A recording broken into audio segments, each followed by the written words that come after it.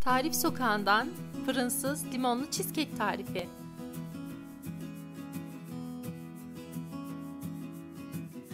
2 paket burçak bisküviyi rondoda toz haline getiriyoruz.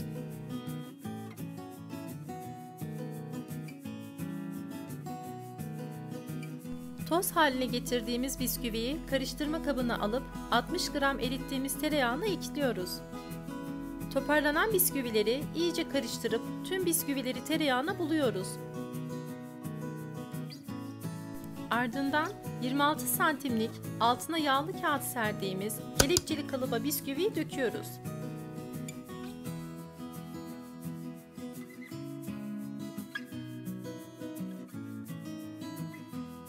Yanlarını spatula ile düzeltip bardakla bisküviyi eziyoruz.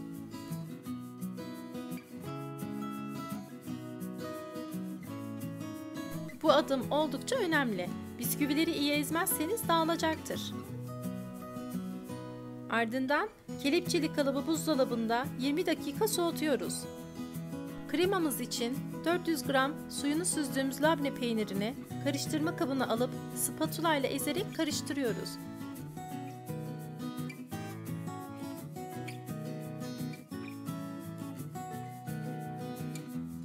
Ardından çırpma teliyle labneyi çırpmaya başlıyoruz. 2 dakika kadar çırpmanız yeterli olacaktır. Daha sonra 1 çay bardağından 1 parmak az toz şekeri de ekleyip çırpmaya devam ediyoruz.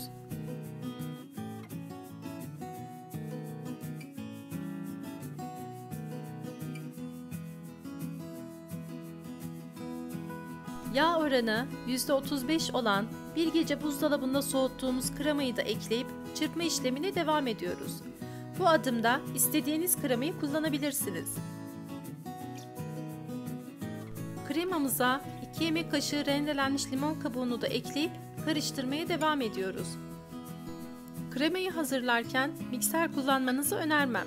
Mikser labneyi çok cıvıklaştırabilir. Ardından bir orta boy limonun suyunu da ekleyip son kez 3-4 dakika kadar çırpıyoruz.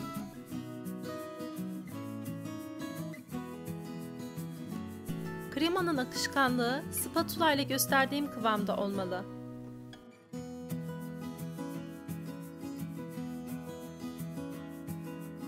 Kaynar suyun üstüne oturttuğumuz kasemize 2 yemek kaşığı süt koyuyoruz. Süt biraz ılıklaşana kadar bekleyin.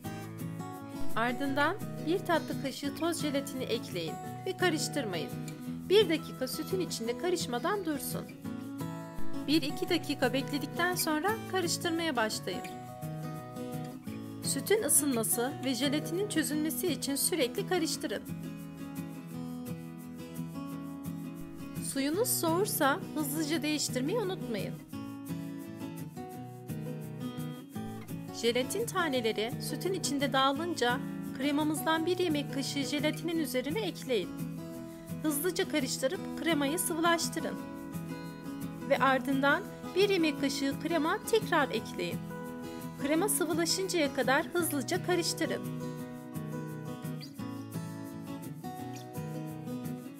Sıvılaşan jelatinli karışımı kremaya ekleyin.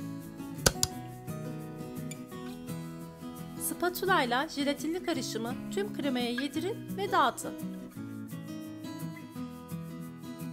Son kez çırpma teliyle kremayı yaklaşık 4 dakika kadar çırpın.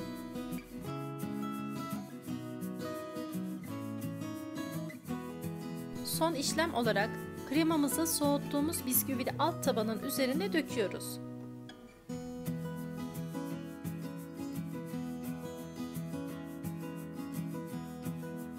Kremayı spatula ile dağıtıp düzleştiriyoruz.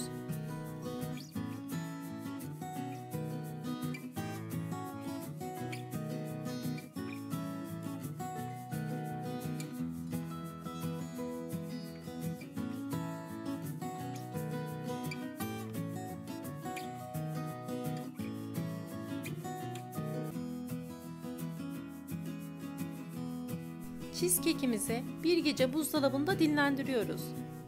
Eğer soğutmazsanız jelatin etkisini gösteremez ve kremanız koyduğunuz kıvamda olur. Limonlu sosumuz için 2 yemek kaşığı rendenin en ince kısmıyla rendelediğimiz limon kabuğunu tavaya alıyoruz. Limon kabuğu biraz ısındıktan sonra 2 orta boy limonun suyunu da ekleyip pişirmeye devam ediyoruz. 2 yemek kaşığı nişastayı 2 yemek kaşığı sıcak suda çözülene kadar karıştırıyoruz. 8 yemek kaşığı toz şekeri limon sulu karışıma ekleyip şeker eriyene kadar pişiriyoruz.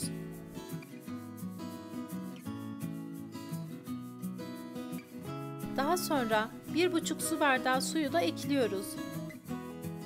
Limon sosumuzu renklendirmesi için yarım çay kaşığı zerdeçalı ekliyoruz. Zerdeçal eklemek tamamen isteğinize bağlıdır. Eklerseniz çok daha canlı bir renk elde edeceğinizi unutmayın.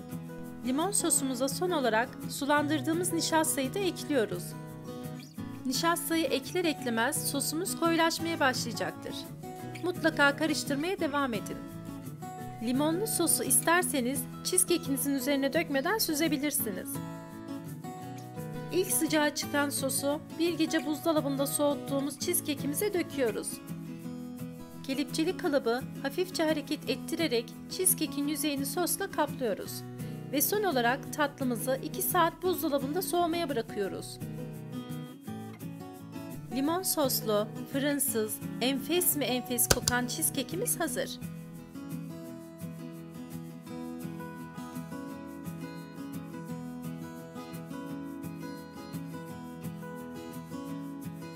Deneyenlere şimdiden afiyet olsun. Tarifimi beğendiyseniz videoyu beğenmeyi, değerli yorumlarınızı paylaşmayı ve YouTube kanalıma abone olmayı unutmayın.